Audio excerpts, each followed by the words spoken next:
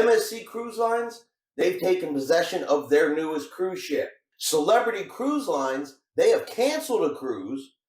Disney Cruise Lines, they've bought a whole new cruise ship. And Carnival Cruise Lines, they've brought back a fan favorite perk. Lots of cruise news to get into today. So let's get into the cruise news.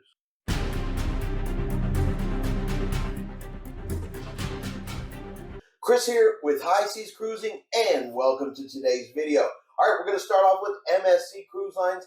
They have officially taken possession of their newest cruise ship, the MSC Seascape, and this will bring the MSC fleet up to 21 ships. Now, currently, the naming ceremony, the official naming ceremony for the MSC Seascape will be on December the 7th in New York.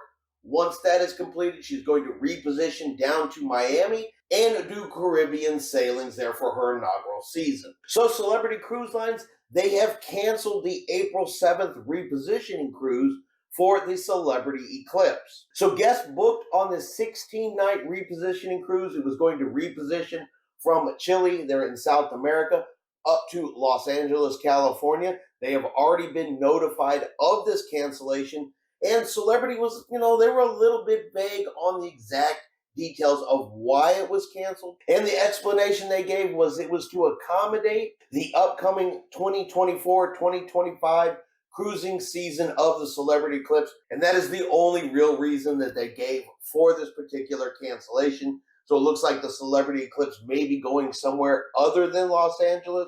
But at this time, Celebrity hasn't said where she's going to go, what itinerary she's going to be sailing, just that this particular sailing was canceled to accommodate upcoming sailings in the future. So we'll have to wait and see what happens to the Celebrity Eclipse and where she's going to end up going. Disney Cruise Lines, they have confirmed purchase of the partially completed Global Dream.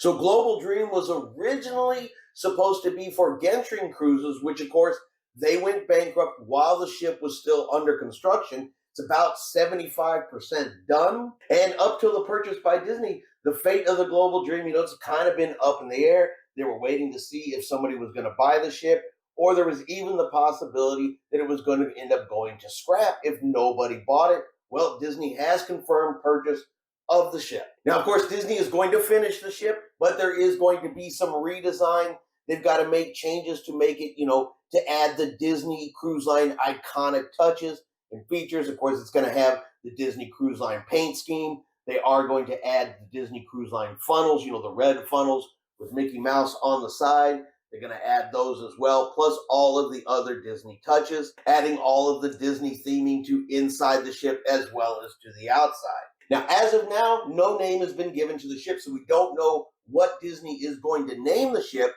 They are expected to be completed with construction in 2025, and the ship is also not expected to come here to the U.S. market. Current speculation is that it's going to sail over in the Asian market area. Disney has not confirmed exactly where the new cruise ship is going to go, just that it's not expected to sail here in the United States. Now, this is going to be Disney's largest cruise ship in their fleet. Already much larger than their newest cruise ship, the Disney Wish. So the Disney Wish weighs in at 144,000 tons, while the Gentry Dream, or whatever Disney's going to end up calling her, comes in at 208,000 tons. So quite a bit larger than the Disney Wish, but still not as big as your Oasis class ship.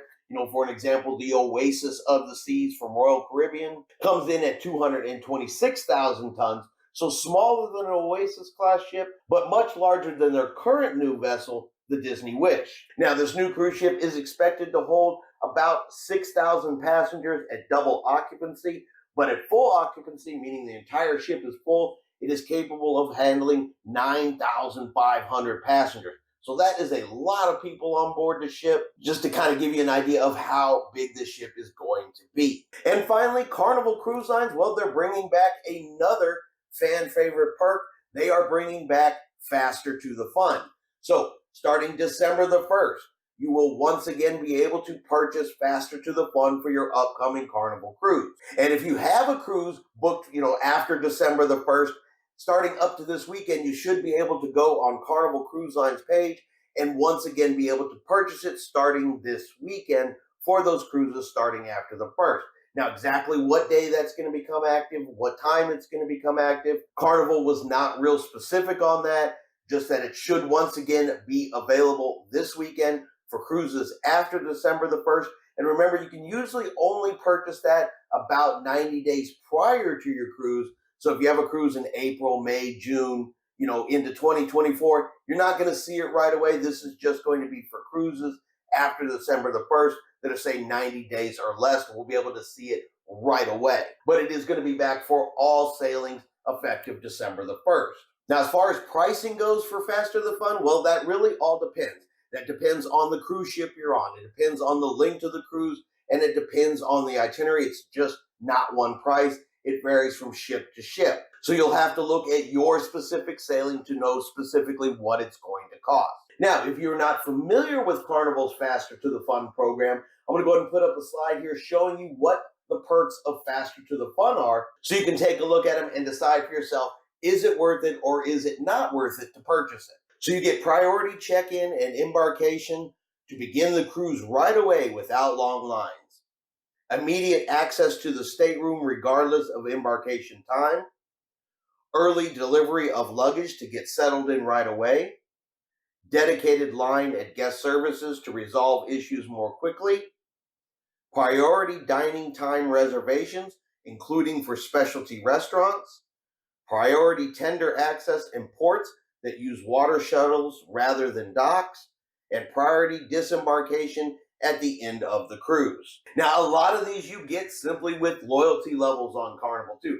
If you're Diamond, Platinum, a Suite guest, a lot of these you are already getting. So you're going to have to really ask yourself, is it worth it to purchase Faster to the Fun? Is it worth it for your cruise? Because I've seen this cost, anywhere from $50, $60, $70, up to $100 to purchase Faster to the Fun. And we've seen some price increases from Carnival recently. So there is always the possibility there could be a price increase for the purchase of Faster to the Fun as well. So you're going to have to ask yourself, is it worth it? Now, I have in the past purchased the Faster to the Fun program before. And I can honestly say for me, on the cruises where I purchased it versus the cruises where I didn't purchase it, I did not get a whole lot of benefit out of it. If you select an early arrival time, you still get on the ship very early. I've never had a problem getting a dining reservation on board the ship. Tendering is just tendering. If you've ever tendered before, you know what I mean. It's just one of those experiences. That's all you can really say about tendering. I suppose being able to get on the tender earlier is definitely a plus, when everybody's trying to get off the ship. And as far as disembarkation goes, if you need to get off the ship sooner than everybody else and you're not a Suite guest, a Diamond, or a Platinum member, it could have some benefit there. But disembarkation, usually on any cruise ship, is always kind of a bit of a pain. So it really just comes down to a question, is the extra money, the extra cost, worth it for you, or is it not worth it for you? Like I said, for me personally, this is not something that I purchase on any type of regular basis. I'm still able to get on the ship, do what I want to do on the ship, and getting off the ship is just a matter of patience and knowing ahead of time that disembarkation can be a bit of a pain in the rear end. But you guys let me know what you think. If you sail on Carnival, you're a regular Carnival cruiser, is Faster to the Fun worth it? Is this something that you get? Is this something that you don't get? Is it worth the money or is it not worth the money? You guys let me know what you guys think about Carnival's Faster to the Fun. All right, and that is going to be our cruise news for today. If you have enjoyed today's video, do me a favor and hit that like button. If you haven't done so yet, do me a favor and hit subscribe. It is free to do so. Let you know anytime we put out a new video. Hope everyone out there is having a really great day. And like always, we will see you out on the high seas.